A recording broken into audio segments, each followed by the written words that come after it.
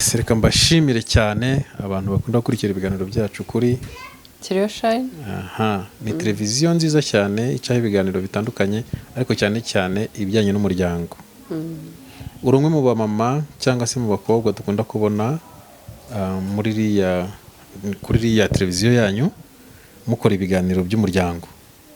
Ese mu by'ukuri nkawe niki cyatumye ugira ishyaka ryo kuba muri bamwe muri bariya cyangwa gukora biriya biganiro? Niki kigutera ibyo bintu? Yego, murakoze. Twese turaba mama, nta mukobwa urimo, twese twarashatse, dufite ingo. Yego.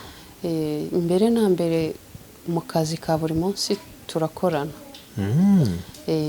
Noneho ikintu cyadusunikiye gukora iyi channel cyangwa se televiziyo. Yego. Urumva twirirwaga tuganira n'ubundi mu busanzwe. Tukaganira tukavuga umwana, ese wowe mwana ko dufite abana bo mu rugero rumwe, urabona umwana bimeze biti? Ngiye umwana wanjye ntarya, ageze muri iki kihe kurya byaranze, cyangwa umwana wanjye akora utuntu urabyumva nk'abamama birirwana muvuga inkuru nyinshi. Kavuga ati se wowe n'utuntu twinshi dutandukanye. Yego. Tukavuga noneho rimwe turaganira turavuga se ubundi ni iki ndibaza imbarutso. Mbere na mbere ngewe nigeze hari expo bigeze kuntumiramo. Iyo expo kuko ibintu ncuruza naje kubitwara muri expo. Ndagenda noneho mbere ya iyo expo yuko tuyitangira habayeho ibiganiro. Yego. Ibyo biganiro hari abamama, harimo umumama, umukobwa, abapapa babiri bavuga ukuntu ushobora gukora ikintu kirenze kimwe. Yego. Noneho ikintu cyankanguye ngema aho ngaho hari umwe watubwiye uburyo wakoresha social media ntigire icyo yangiza ukaba wakora n'ibindi bintu. Ubwo maze kuyitabira naje kubabwira kumwe usubiriramo abantu twize ibi bavuze kuri ibi n'ibi. Noneho ibyo bintu turavuga ariko umwe mu bo dukorana aravuga ati ibyo bintu uzi yuko bitumye ntekereza, ndumva bitumye naguka mu bitekerezo. Kuki ko twirirwa hano tuvuga ubusa tusubira mu bintu twavuze, gute tutabibyaza umusaruro tukajya tuvuga noneho natwe tugafunguka. Hari ukuntu iyo wirirwa ahantu hamwe wamenyereye kujya mu kazi kawe, kandi turacuruza si ukuvuga ni akazi katatuma ukora ibindi ngo urasaba uruhushya cyangwa iki. Kuva mu rugo ujya mu kazi umenyera bya bintu gusa, ntabwo umenya mu by'ukuri hari nk'ibintu byo kuri social media ntarinzi. Urafungura, njye nafungura nkajya kuri Instagram nkareba gusa, cyangwa nkajya kuri WhatsApp nkarekeraho, sinjye ku YouTube ngo ndebe ibintu nibi. Ukumva hari amakuru menshi yagiye acicikana ntazi. Ngo twavuze se ni iki twakora iki? Twumvaga ari ibintu bidashoboka. Twumvaga umwe akavuga ati njye ibyo bintu narabitekereje ariko ntabwo kubishyira mu bikorwa rwose numva byarananiye. Nibwo twahise dufata icyemezo turavuga ati tugende dufungure channel, nitumara gufungura channel tuzagira ishyaka ryo kugira ngo dukore. Ntekereza ko ntabwo uguyemo neza mu kintu numvaga nshaka kumva. Hari abantu benshi bakunda gukora wenda ikintu bitewe nuko hari ingaruka bagize mu buzima, bakavuga ati ibintu nahuye nabyo ntabwo dushaka ko abantu nabo batazahura nabyo. Yego. Cyangwa se akaba ari ishyaka ry'ibyo babonye. Yego. Mwebwe rero ntabwo numvishe ikintu cyatumye nyirizina kigushupinga cyangwa kituma ujyayo. Ni ukugira ngo ukore business cyangwa no impamvu z'ibyo ngibyo nari mvuzeho? Ikintu cyatumye tubigira cya mbere nakubwiye ko urumva twaganiraga kenshi ku muryango. Twaganiraga uko abana bimeze, uko mu rugo, ese abakozi, ese umukozi wawe, ese umwana utangira kumutoza kwimesera ryari, ese umwana iyo yanze kurya uramureka, utubazo twinshi. Ubwo icyo twabonye bikenewe, turavuga ibi bintu ni gute twabikora tutiriwe tubyibariza ahangaha, ko nitunafungura cano noneho bizatuma tubimenya kurushaho. Kumva bizatuma ushakisha kumenya icyo kintu wibaza. Ikintu cya mbere ni ishyaka ryo kuvuga ngo icyo kintu noneho tugisangize n'abandi icyo buri wese azi, cyangwa se natwe tubone abandi batubwira uko bigenda. Nuko iyo winjiye mu kintu niho ugira n'inyota yo kukimenya byimbitse. Noneho hariho nuko uvuga ati ngewe ibintu byanjye ndashaka kugira ngo nzabisangize abandi. Hari icyo nzi, hari icyo nunduzi. Buri wese aba afite ikintu azi. Ni byiza cyane. Ntekereza ko niyo amarangamutima yawe ari muri wowe adasohoka, hari ikintu bikwangizaho. Yego. Hari ikintu bigenda bikwangizaho ngira ngo, kuko ntabwo nyine wumva ufungutse muri wowe. So hanyuma mubura bitangiye, mubigezemo hagati, ndetse urabona ko hari abamama mutangiye kubigerera. Wenda ni nk'iki wifuza kugeza ubu ko hari igihe umuntu aba mu kintu akavuga ati byibuze ngewe nkurikije ukuntu mbyifuza, numva navuga kugeza ku rwego najya no kuri televiziyo, cyangwa se nabigenza gute, cyangwa najya no kubyiga. Ni iki mwebwe mwifuza? Ngewe ku giti cyanjye, mbere y'uko nayifungura naje kugira, niba ari yerekwa, sinzi ukuntu nabivuga, naje kwiyumvisha ko nshaka kwiga ku kintu kijyanye n'umuryango. Sinzi impamvu byanjemo, ariko akenshi bijyana n'amateka y'umuntu, uko ibintu wagiye uhura nabyo, ukavuga ati se wajya kwiga ku muryango, byibuze nanjye umuryango wanjye nkazawubaka nkurikije uko umuryango wagakwiye kugenda. Kuko hari amakosa menshi dukora tutabigambiriye, ahubwo ari bwo bumenyi dufite. Byatuma ugira icyo ukora wowe ubwawe ku muryango wawe, hari n'icyo wasangiza abandi. Kuko maze kwiga uburyo umuryango ukwiye kuba umeze, byatuma hari n'undi nafasha. Kuko hari abantu benshi bafite ikibazo cy'ingorane nyinshi bahura nazo mu miryango, ariko badafite uburyo babikemura kubera ubumenyi buke. Nge rwose icyo kintu naje kugitekereza, kandi nta nubwo nagihagaritse. Igihe kizagera nshaka kuzashaka ishuri, noneho nkabivuga mbifiringa neza, mbyumva neza, ku buryo n'uwabimbaza atari kuvuga ati natwe mutugire inama, ahubwo ngewe nkaba umujyanama w'imiryango. Yego. Icyo ni ikintu cyiza. Ntekereza ko hari n'abandi bameze nk'aho bafite icyo cyifuzo, kandi ntekereza ko ari ikintu wese yakifuza ko cyagera ku bantu bose. Hanyuma ikindi kintu mva nshaka kubazaho, abantu bagiye bavuga, batanga comment bavuga ngo mubikora mufite intege nkeya, ubona nyine nta kamurare mufite. Bakavuga ati barama bashaka kuba barahuye n'ibikomere bashaka kuba barahuye n'ibikomere bituma bavuga nk'abantu badafite morale. Ese n'ubwitonzi musanganywe, cyangwa nyine nuko mutaramenyera social media? Cya mbere navuga no kutaba uramenyera cyane social media, icyo kintu cyabamo. Ariko ndumva atari cyo cyane cyane, kuko tuba muri sosiyete. Kuvugira mu ruhame, tuvugira mu ruhame kuko twirirwa mu bantu benshi. Ndibaza muri twe twese nta muntu byagora cyane, ariko njye nihereyeho, ijwi ryanjye niko ringana. Ntabwo ari ukuvuga ngo ni igikomere, kuko n'ibikomere, hari igihe igikomere kiza ahubwo umuntu akavuga cyane akaba nk'umusazi.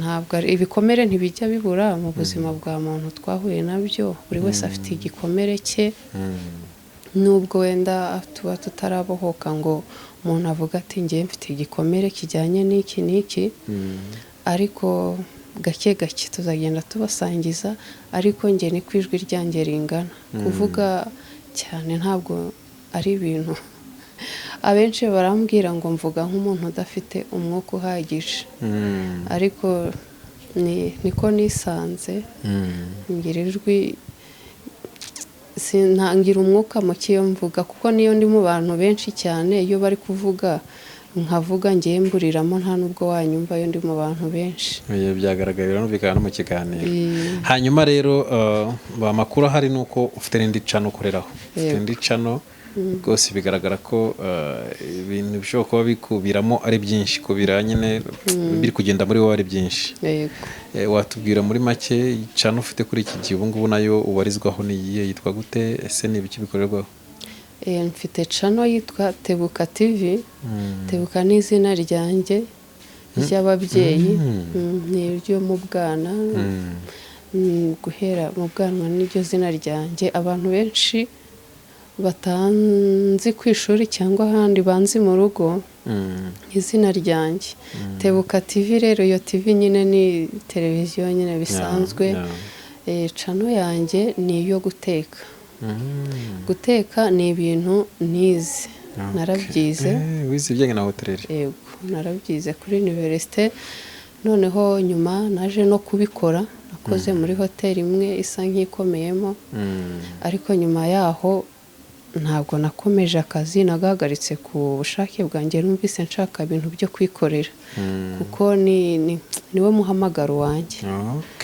nkunda kwikorera nabitangiye nkiri na muto ariko ikintu cyampamagariye kujya gufungura cano cyane ntabwo ari ibintu nari narapanze njya kwiga mbere na mbere guteka narabikundaga noneho mbonye universite ngiye kwigamo ifite ibyo bintu ndavuga ibi bintu nshaka kubyiga bikurikije nanone nagira akantu gato mvugaho ntabwo mbivugaho cyane kuko si cyo kintu cyatugambiriye ikintu cyatumye niga hoteleri nari maze iminsi nararangije segondere mara imyaka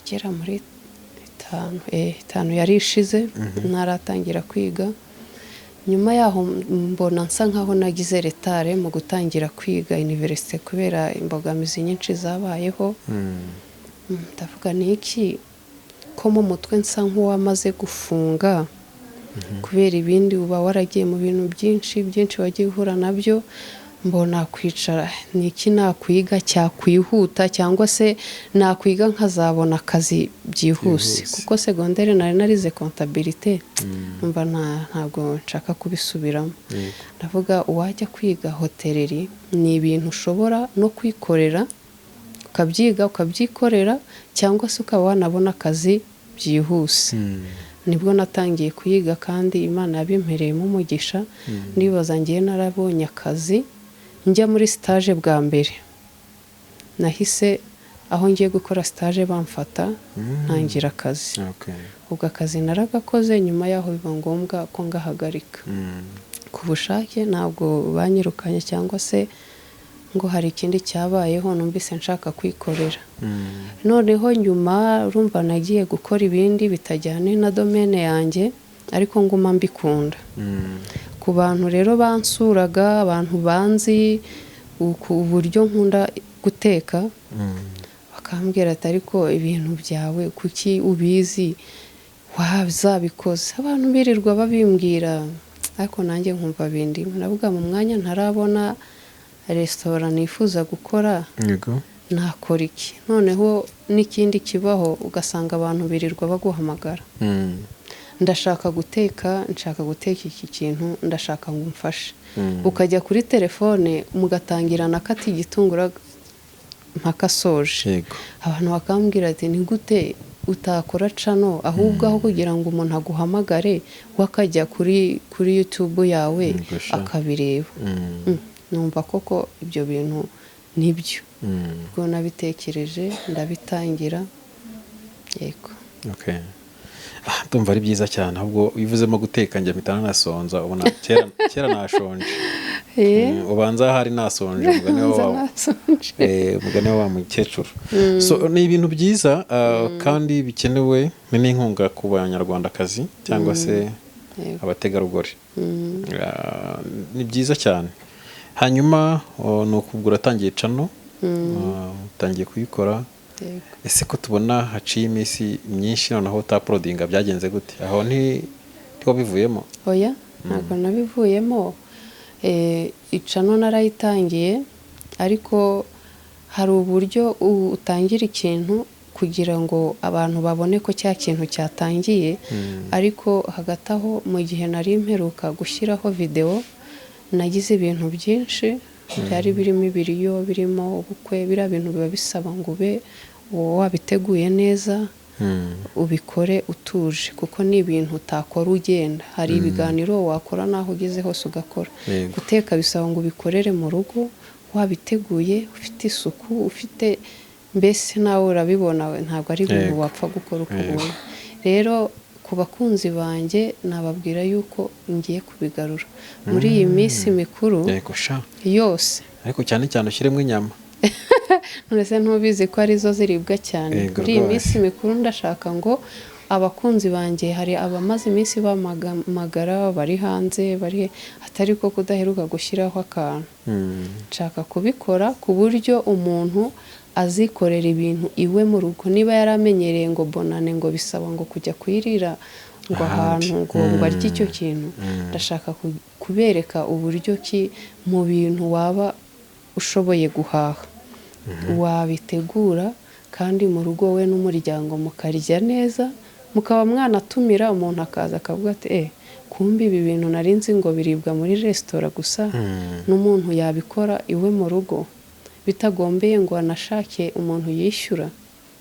Rero nko ku bantu bankurikira ndabizi, urangiye mfite abantu bankurikira banabinyishyuza cyane, ko mfite abantu bakunda ibiryo natetse, kandi nasanze ibanga ririmo guteka si ukuba ari amashuri menshi cyane, si ukuba ari amahugurwa menshi wakoze, ahubwo ibanga riba mu guteka ni ugukunda igikoni, ukagikunda.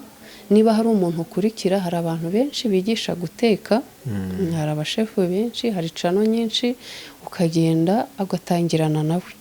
Ibyo bintu birigisha, niyo utagera ku rwego rwe kuko yagiye no mu ishuri arabyiga, ariko byibuze utuntu twibanze umenya kudukora. Reka ngushimire cyane kandi mbwira abantu ko muhishiwe muri iyi minsi mikuru. Nyabuna muze tumenye ukuntu tuzatekera abagabo bacu cyangwa ababosi bacu cyangwa n'abavandimwe tuzembita. Reka rero tukwitege mu minsi iri imbere. Ntekereza ko iminsi mikuru nyine ubwo izatangira twamaze kumenya icyo tuzateka n'uko tugomba guteka. Yego, urakoze cyane. Urakoze. Niba hari icyo warenzaho wakivuga nyuma tugasoza.